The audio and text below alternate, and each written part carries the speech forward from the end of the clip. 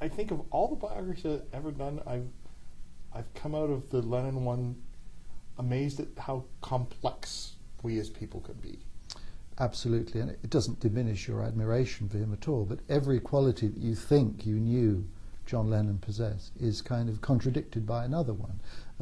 He's a massive contradiction. So John is perceived as the hardcore rocker, the black leather boy who hated to go into wear a suit and become a mop-top Beatle, and who called Paul McCartney's softer music granny music.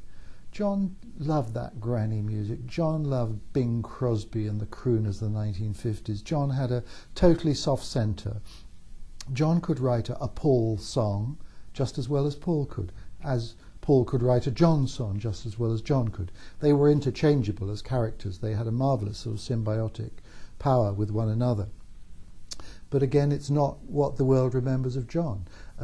This is John who said, imagine no possessions, but of course had many possessions. And then someone said, imagine no possessions, John. He said, well, it's only a bloody song. But he didn't believe it was only a bloody song. That was it. He sincerely wanted to envisage this world where there would be no greed and hunger and all the rest of it, though he himself would have been sent mad with boredom in such a world in 5 minutes. But still, he could create what is the best known secular anthem probably in the world. The Beatles stuff I found fascinating too. I mean, the Beatles were my group, always will be my group. And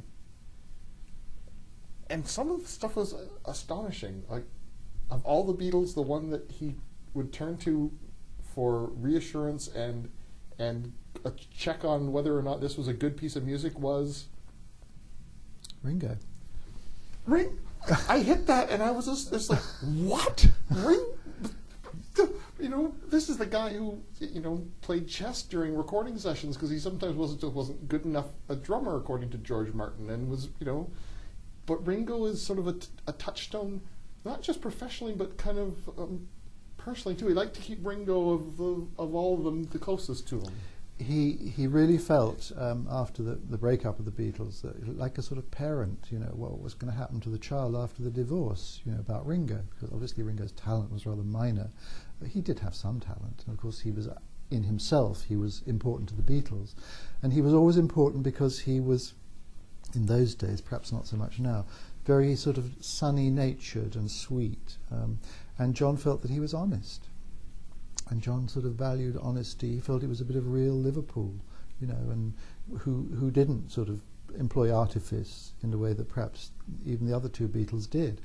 Ringo was honest with John, and John was always concerned about Ringo, and wanted to make sure that Ringo would have a good income when the Beatles were no longer together, and really loved him. I think Ringo was the only one, I'm sure he was, who never got the edge of John's tongue.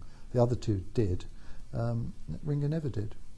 The Bowie song Fame, John had basically wrote, largely responsible for writing that, just sort of plucked it out one day when they just sort of bumped into each other at a recording studio. And John was sort of into the next thing, this is sort of the beginning of the disco sort of era, and John would have been into that, and John would have been into rap. He was always looking forward and never satisfied with what he had done. George Martin told me that not long before John's death, George Martin went to see him in New York, and John said he'd like to re-record all the Beatles stuff. And Martin said, even Strawberry Fields Forever? Especially Strawberry Fields Forever, John said. Was John Lennon a musician who was an artist, or was he an artist who happened to express himself sometimes as a musician, sometimes as a poet, sometimes as a visual artist? That's, you've put your finger on it, which Paul McCartney is a great songwriter. That's what he is. John is a songwriter, a prose writer, a poet, an artist. George Martin gave me this really thumbnail sketch of John writing a song, which was starting with the words and trying to find the chords for the words. Whereas Paul would wake up perhaps with a tune in his head. Scrambled eggs. Scrambled eggs, and the words would come much, much later. At the same time, the mythology is that John couldn't write the melodies like Paul. But he could. If you think of In My Life, you think of Norwegian Wood. Those are great tunes. You hear those in an elevator on a Muzak track. It's a wonderful melody. But again, John thought, because John was insecure, that all the cover versions were made of Paul's songs, not of his songs. But John could come up with a melody. He just comes across so authentic. And I think that seemed to be what he was always trying. He was trying to be authentically John Lennon all the time, and hated it when he blew it.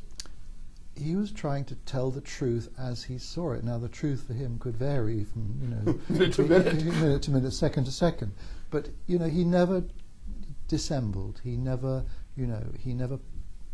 was never affected. He was always true to himself as he felt at that moment. And of course, he was wildly inconsistent. The book is John Lennon, The Life. I've been speaking with Philip Norman, John Lennon's biographer, and John Lennon, The Life, published by Doubleday Canada.